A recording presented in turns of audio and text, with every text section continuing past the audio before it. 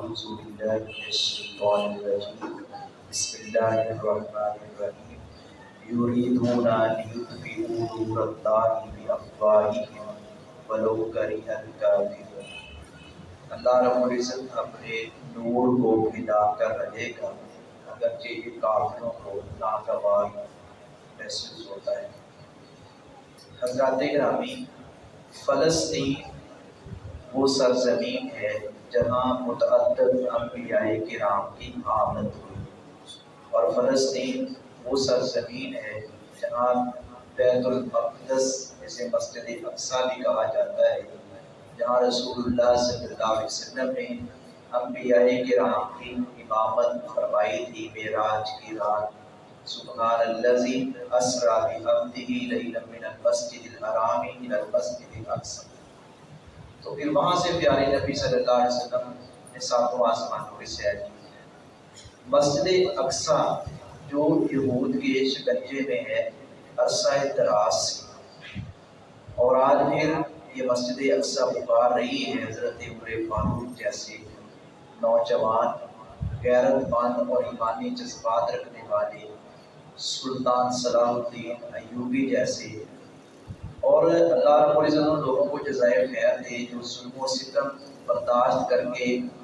پھر بھی پختہ عزم کے ساتھ اسلام کے پرچم کو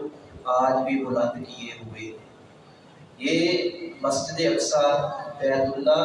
اور مسجد نبوی کے بعد تیسرے نمبر پر پیارے نبی صلی اللہ علیہ وسلم نے مسجد اقصیٰ کی بیت المقدس کی فضیلت اور شان بیان فرمائی، اور 16-17 ماہ پیارے نبی صلی اللہ علیہ وسلم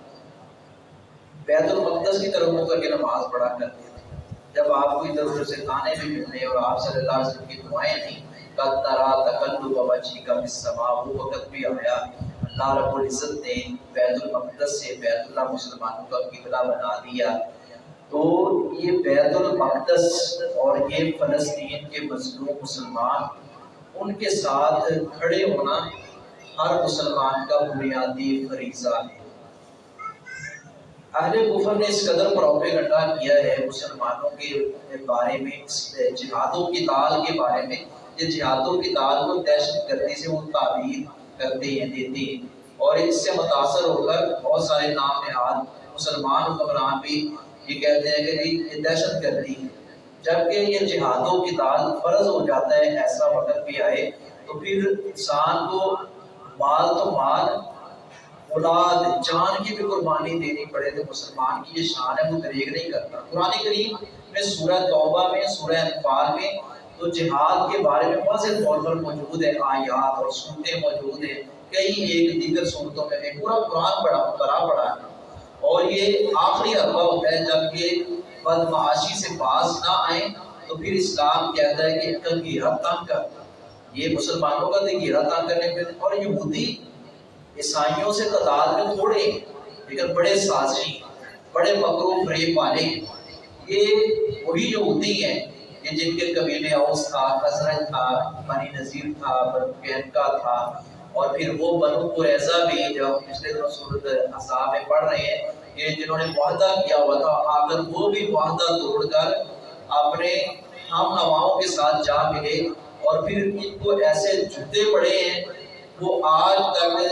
تاریخ جو ہے وہ اس میں کے اندر موجود ہے اور اس کا ذکر ہوتا ہے۔ تو یہ چاہتے ہیں کہ یہ مسلمانوں کو دبا دیا جائے، حالانکہ عیسائیوں اور یہودیوں کی آپس میں بڑے اختلافات ہیں، ان کی بھی بسا اوقات جنگیں ہوئی ہیں، ایسے اختلافات شدت پکڑ گئے ہیں، لیکن جب مسلمانوں کے بارے میں آتا ہے ان کا معاملہ، پھر یہ اکٹھے ہوتے ہیں، الکفر باللہ واحد۔ تو اللہ تعالیٰ کے فضل و کرم سے عوام تو ایک جذبہ رکھتی ہے، ایک احساس رکھتی ہے، اصل ضرورت ہے مسلمان حکمرانوں کو کہ وہ اقوام متحدہ اس میں اپنی جو ہے وہ بات کو ٹھوس انداز سے پیش کریں، اپنا موقف ٹھوس رکھیں۔ زمینی حقائق بھی بہت کچھ دیکھنا پڑتا ہے، کہتے ہیں وہاں جانے کے لیے راستے نہیں ہیں، کیا کر سکتے ہیں ہم؟ تو یہ ہمارا جو بنیادی فریضہ ہے وہ ہم دعا کر سکتے ہیں، اور ہم تو نازلہ کا مساجد میں اہتمام کریں، اور ان کو کبھی نہ بھولیں۔ حضرت علامہ شہید رحمہ اللہ کا ایک چھوٹا سا کلپ سن رہا تھا، یہ 30-32 سال پہلے جو ایک تقریر ہے، اس میں کہہ رہے کہتے میں نے ایک فلسطینی کو بیت اللہ میں دیکھا رو رو کے دعائیں کر رہا تھا، اللہ پاکستان کی حفاظت فرما۔